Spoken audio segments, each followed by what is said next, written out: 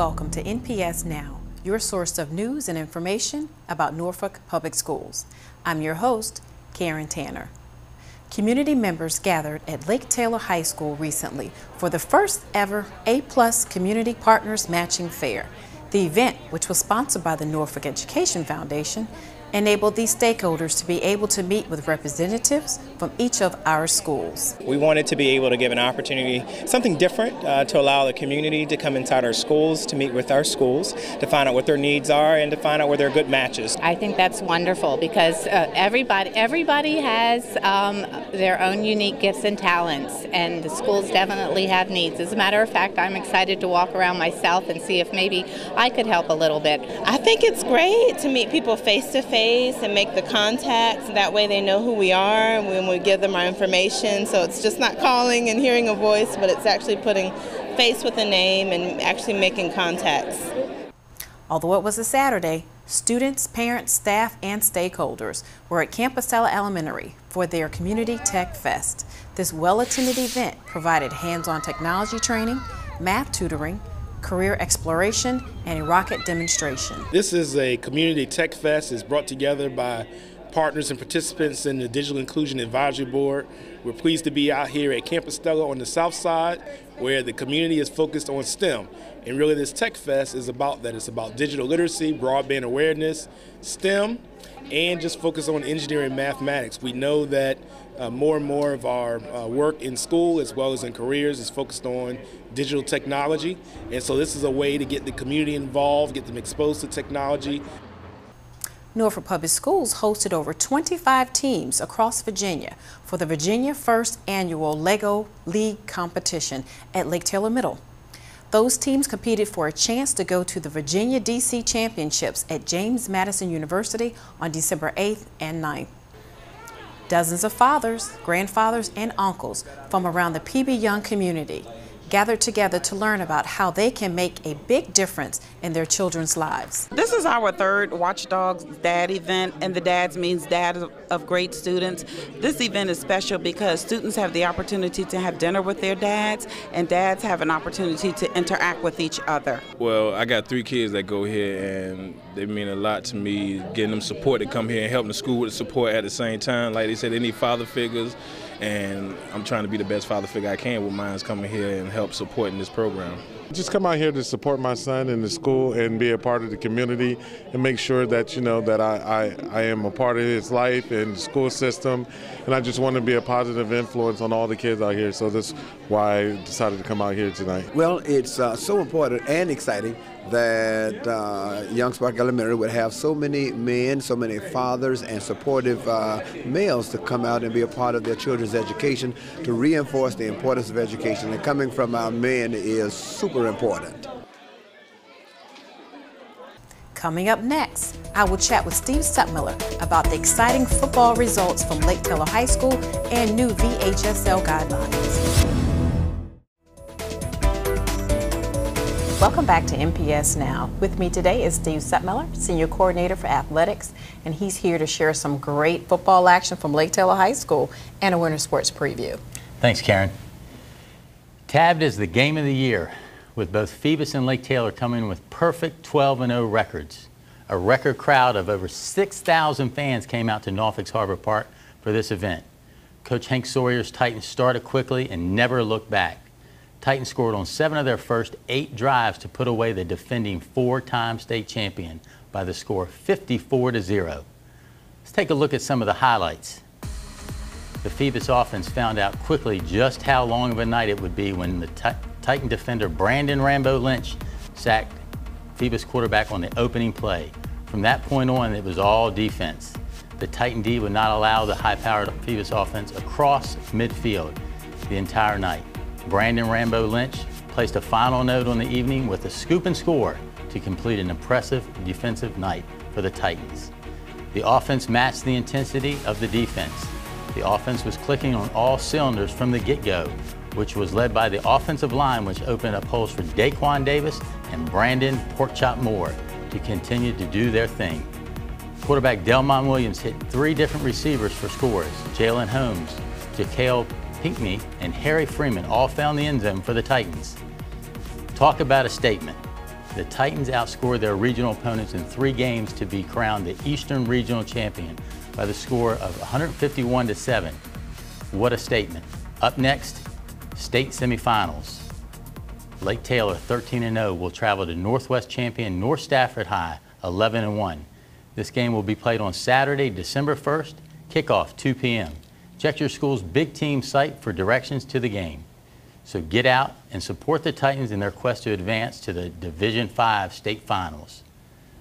Not only do we have football to support, but winter action begins this week. Boys and girls varsity basketball tip-off this week with all 5 schools in action.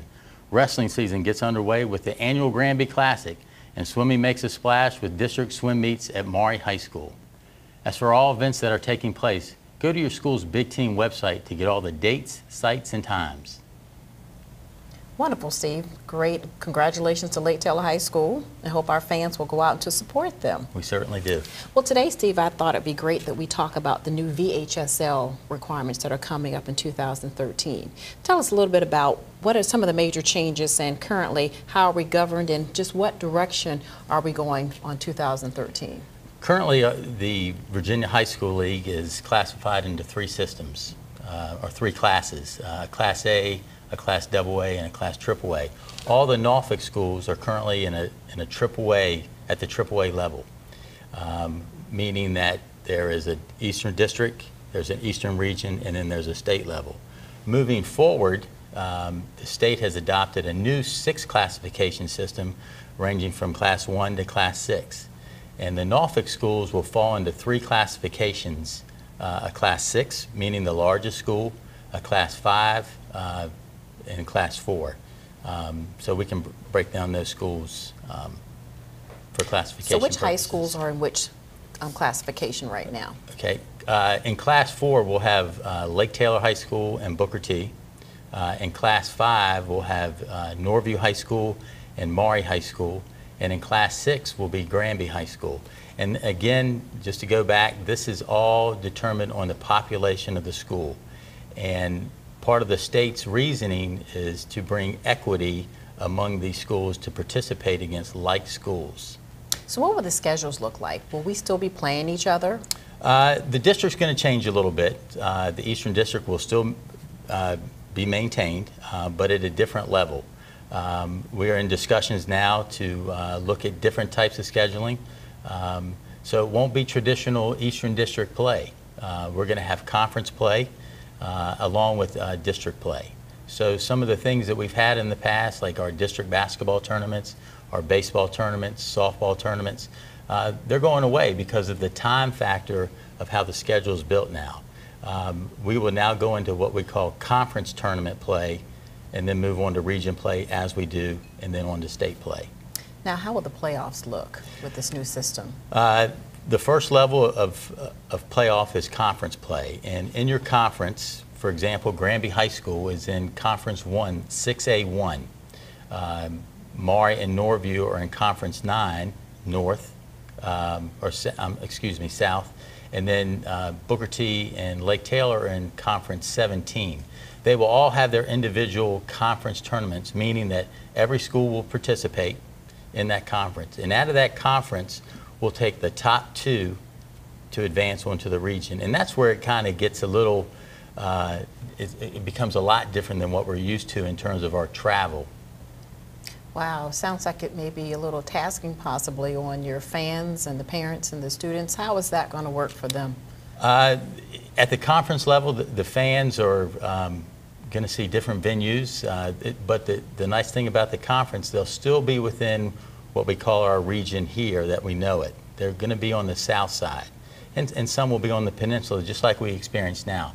It's when we get into our regional tournaments is when travel will be expected from teams. We'll hope that fans will be able to travel, and that can cause a bit of a burden or a stress on some of the parents getting to some of these different regional sites that we're now involved in. Because the region for Class 6, it's the largest schools in Virginia, so it can stretch from here up to Northern Virginia all the way out to Roanoke. Class 5 pretty much stays along 64 and past, a little past Richmond, and we're Class 4, again, we'll kind of stay in that Richmond area and Williamsburg area. So on a financial note, how would that affect our budget for 2013? We're looking into that now. Right now we think the biggest factor could be transportation. When our teams, we hope our teams advance to regional play, for example, Granby, that large school, they could be traveling out to Roanoke for a tournament, and that's just not, that can involve overnight. So there will be some burden on the budget in terms of transportation, so we're looking at that right now. So on securing in the minds of our fans that they can still catch their favorite team action here locally, but that there may be some travel for some of the other games if they want to see those. Yes, our goal is to maintain our district to play those local traditions, Booker T. Maury, basketball.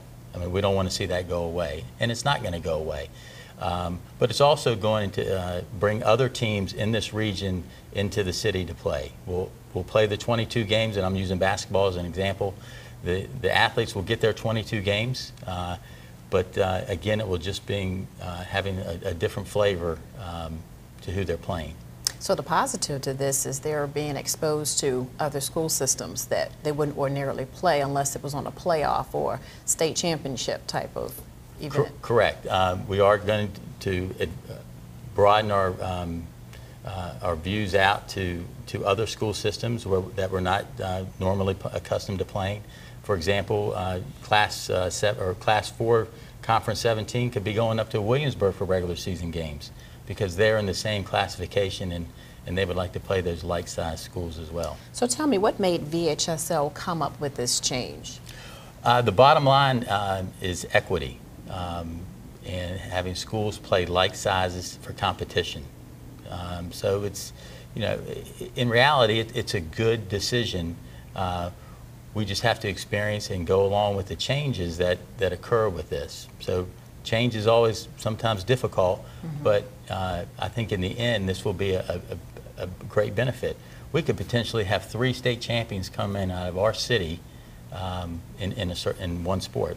So, so when this kicks off in 2013, how long will it be in effect? It's here. So it's here to stay. This is here to stay. So this is the new classification for the Virginia High School League, and we're going to go through the trials and tribulations that are always accustomed with new things. But in the end, we have a lot of good leaders at the Virginia High School League. We have great principals. We have good athletic directors that will manage this and give a good product for the student athlete and for the fan. So if parents, students, or fans have more questions after viewing this show, is this information on the main NPS website or is it on the school's websites? The best place to get it is at the Virginia High School League website, vhsl.org.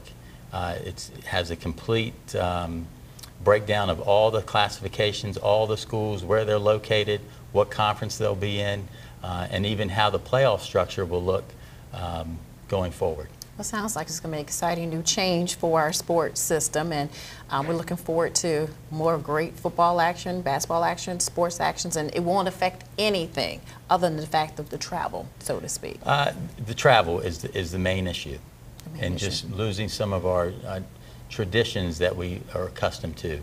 But we'll start new ones. Okay. Any other details we need to know about VHSL? I think if you go to the website, you'll be able to find everything you need to know. Okay, great.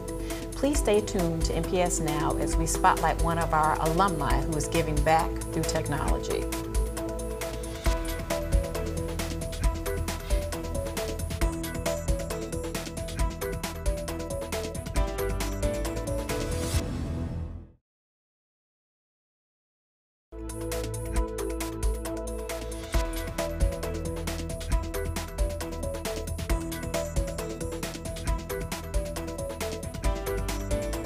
Joining us today is Frank Callahan, a 1986 graduate of Maury High School and now a development executive with Apple.